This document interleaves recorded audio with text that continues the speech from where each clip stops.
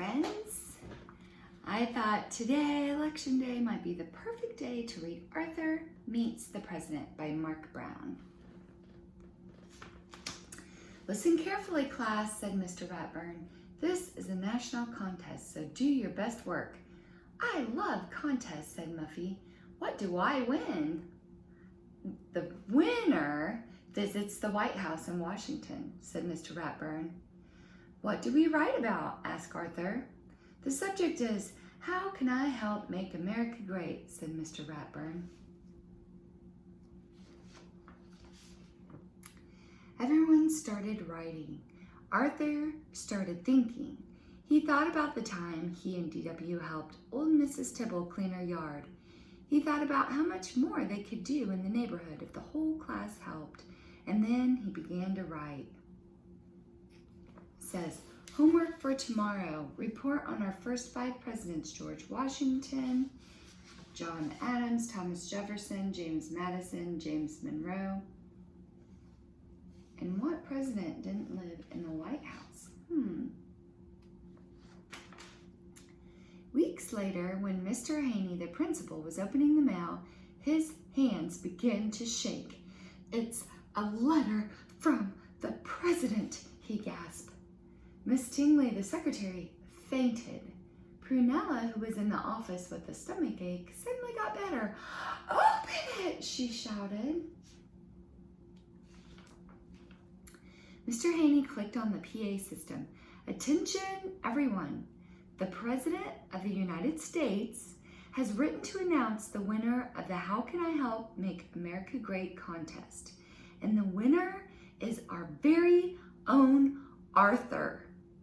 He and his class are invited to attend a special ceremony at the White House. Mr. Ratburn's class went wild.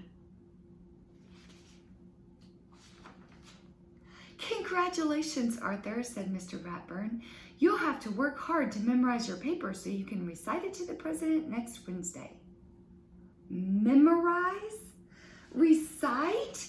asked Arthur. Of course, said Mr. Ratburn. We'll all be there cheering you on.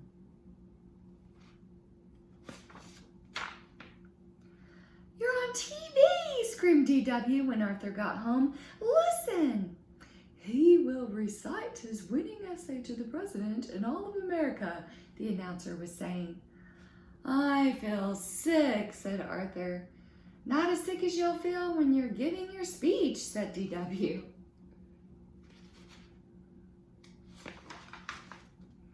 There's so much to do before we leave, said Mother.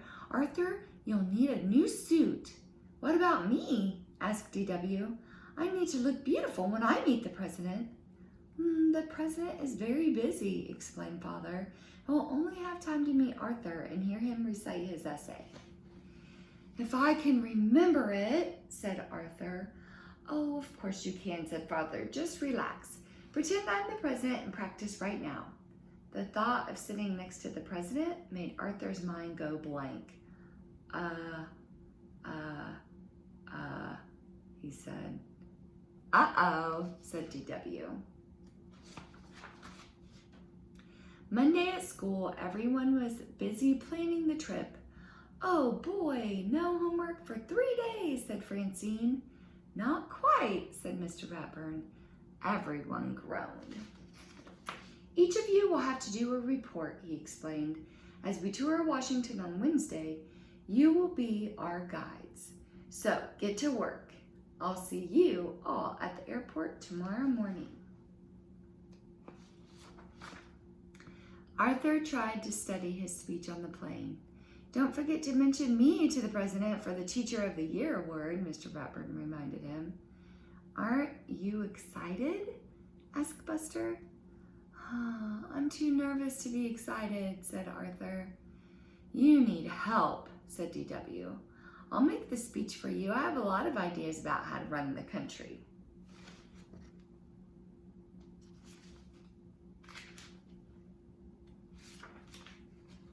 That night at the hotel, Arthur was too worried to sleep. What in the world are you doing? asked Father. What if I forget my speech and the president laughs at me? Arthur asked. The president would never laugh at you, said Father. Why don't you write your speech on note cards and keep them in your pocket, he suggested, just in case. What a great idea, said Arthur. He felt much better. Now, try not to worry and go to sleep, said Mother. The next morning, everyone met in front of the Jefferson Memorial. Arthur, you look so handsome, said Francine. Ready to meet the president? Said Mr. Ratburn. I guess, said Arthur. He reached into his pocket to make sure the note cards were there. Time for your reports, called Mr. Ratburn. Only 1 more hour until we're due at the White House. Our first stop is the Washington Monument, the tallest building in Washington, explained Francine. 898 steps to the top. Everyone ready? Are you kidding? Said DW. I'm taking the elevator. This is the Capitol where Congress makes nation's laws, said Sue Ellen. I think we all know how important it is to obey the law, said Mr. Ratburn. The National Museum of Natural History has great mummies, said Buster. Follow me. No, thanks, said Muffy. I'll meet you at the gift shop. The last stop was the White House. It's so big, said Arthur. Not as big as Muffy's house, said DW. The White House has 132 rooms, said the Brain.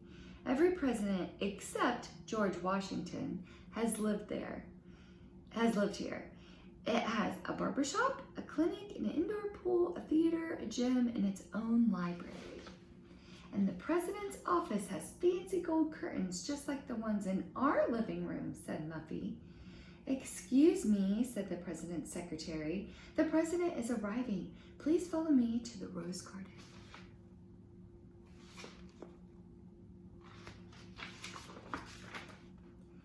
Arthur gulped.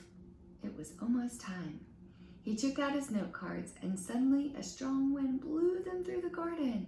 Here comes the president, squealed Muffy. My speech, gasped Arthur. Relax, said Mr. Ratburn. You'll be fine. D.W. wasn't so sure. She had a plan.